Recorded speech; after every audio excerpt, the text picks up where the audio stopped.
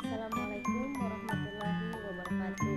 Halo teman-teman, perkenalkan nama saya Familia Makian, mahasiswa Institut Agama Islam Negeri Ambon, Fakultas Ilmu Tarbiyah dan Keguruan, jurusan Pendidikan Guru Madrasah Ibtidaiyah.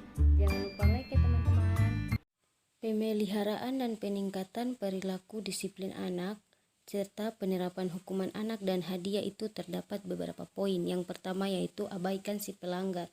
Peserta didik seringkali berperilaku buruk untuk mendapatkan perhatian dari guru.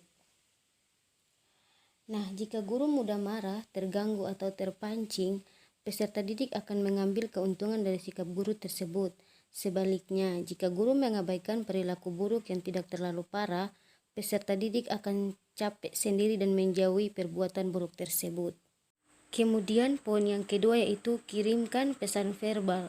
Guru dapat menggunakan bahasa tubuh dalam komunikasi dengan peserta didik.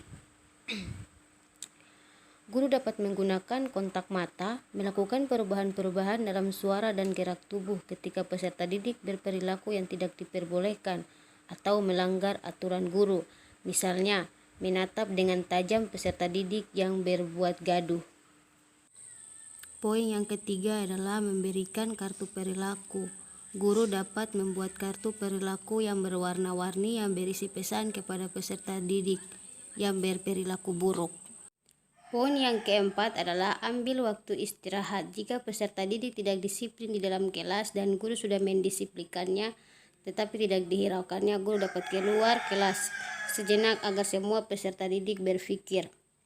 Guru dapat pergi sejenak menjauhi semua peserta didik. Hal tersebut akan membuat semua peserta didik berpikir mengapa guru bersikap sedemikian. Kemudian peserta didik saling introspeksi diri untuk memperbaiki perilakunya jika memang perilakunya tersebut dianggap buruk. Kemudian yang kelima yaitu telepon orang tua si pelaku. Guru dapat mencoba untuk menelpon orang tua agar memberitahukan perilaku anaknya di sekolah. Jika suatu saat guru menemukan peserta didik yang indisipliner, meskipun guru sudah berusaha untuk memperbaikinya, guru dapat menelpon orang tuanya untuk memberitahukan perilaku anaknya di dalam kelas. Kemudian poin yang keenam yaitu pindahkan pelaku.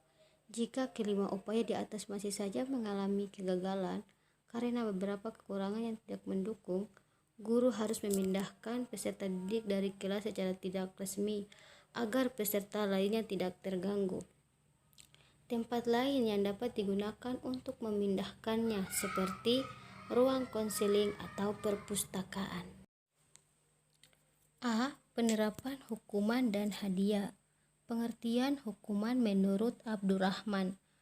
Beliau mengatakan, hukuman dengan istilah tarbib yang berarti ancaman atau intimidasi terhadap seseorang karena melakukan perilaku yang dilarang. Jadi ketika kita melakukan kesalahan akan mendapatkan konsekuensi. Pengertian hadiah. Hadiah adalah dapat diartikan ganjaran, yaitu upaya memberikan sesuatu yang menyenangkan bagi peserta didik yang berprestasi dalam belajar maupun berperilaku. Macam-macam hukuman. A. Menatap tajam peserta didik. Jika seseorang atau beberapa peserta didik yang melanggar tata tertib di kelas, guru dapat memberikan hukuman yang paling ringan, yaitu dengan menatap tajam para peserta didik yang melanggar kemudian mendiamkannya. B. Menegur peserta didik. Jika kalau guru menatap tajam peserta didik tapi tidak ada perbaikan perilaku dari peserta didik tersebut, guru dapat menegur atau memperingatkan peserta didiknya untuk tidak melakukan perilaku buruk tersebut dengan bahasa yang lugas singkat. Misalnya, diam, duduk yang benar, perhatikan baik-baik. C. Menghilangkan privilege. Guru yang sudah menatap tajam dan menegur tapi masih saja peserta didik melakukan pelanggaran, berulah guru dapat menghilangkan hak-hak istimewa atau privilege si peserta didik tersebut. Contohnya, tidak boleh mengikuti pelajaran untuk beberapa saat, tidak boleh mengikuti ulangan dan sebagainya. D. Penahanan di kelas. Guru dapat menghukum peserta didiknya yang melanggar tata tertib di kelas dengan menahannya di dalam kelas. Biasanya, guru memanggil peserta didik yang bersangkutan, kemudian memintanya untuk pergi ke depan kelas. E. Hukuman badan. Hukuman badan ini misalnya itu mencubit, menjewer, dan sebagainya.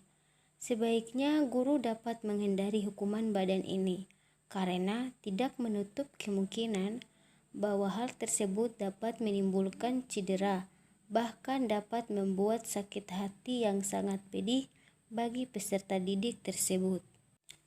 F. Memberikan skor atau pelanggaran. Skorsing menurut hukuman yang dapat diberikan kepada peserta didik dengan memberikan skor pelanggaran. Misalnya, penyekoran tersebut diatur dengan kriteria dan prosedur tertentu untuk dapat menerapkan hukuman. C. Cara memberi hukuman dan hadiah. A. Guru harus menghukum kesalahan-kesalahan yang benar-benar terjadi.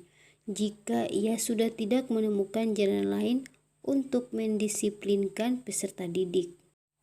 B. Guru menghindari tindakan mengancam dan menakut-nakuti. Jika peserta didik diancam dan merasakan ketakutan yang ada, malah peserta didik akan enggan belajar di kelas. C. Saat menghukum, hendaknya guru berperasaan halus pada saat menghukum. Sebaiknya guru tidak menghukum saat guru marah atau tergolong oleh keangkuhan atau perasaan negatif. D. Dalam menghukum, guru hendaknya bersikap adil. Ini berarti bahwa guru tidak membeda-bedakan peserta didik dalam memberikan hukuman. E. Hukuman dan pelanggaran sebaiknya harus ada hubungannya. Misalnya, mengotori kelas, maka hukumannya membersihkan kelas. E. Hukuman yang diberikan guru hendaknya dapat menimbulkan rasa tanggung jawab terhadap peserta didik. Ada peserta didik yang cepat menyadari kesalahannya, tetapi ada juga peserta didik yang tidak dapat menyadari kesalahannya. D. Cara pemberian hadiah. Untuk memberikan hadiah ke peserta didik, guru harus mengenal betul peserta didik dan mengerti bagaimana cara menghargai mereka dengan tepat. Hadiah yang diberikan oleh guru kepada peserta didik menjadi tidak bermakna jika tidak sesuai dengan yang disenangi oleh peserta didiknya. Alhasil, hadiah yang salah atau tidak tepat tidak akan membawa akibat yang diinginkan oleh guru tersebut. 2. Hadiah yang diberikan kepada peserta didik hendaknya tidak menimbulkan iri hati atau cemburu bagi peserta didik lainnya. 3. Memberikan hadiah hendak hemat. Jika terlalu sering memberikan hadiah akan menjadi kurang bermakna juga bagi peserta didik. Yang keempat, janganlah memberi hadiah dengan menjanjikan terlebih dahulu sebelum peserta didik menunjukkan perilaku baiknya. Nah, hadiah yang telah dijanjikan terlebih dahulu hanya akan membuat peserta didik berperilaku semata-mata atau semena-mena, juga hanya ia bersikap baik karena ingin mendapatkan hadiah tersebut. Guru harus berhati-hati memberikan hadiah, jangan sampai hadiah yang diberikan guru dianggap oleh peserta didik sebagai upah.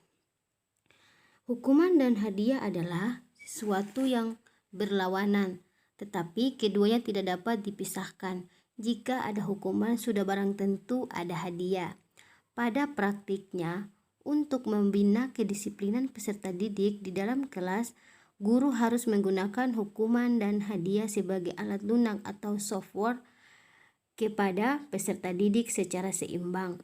Pemberian hukuman juga jangan berlebihan, maksudnya juga akan membuat peserta didik ketakutan dan tidak betah di kelas. Kelas pun menjadi neraka baginya. Sementara pemberian hadiah secara berlebihan dapat menjadikan peserta didik bersifat manja.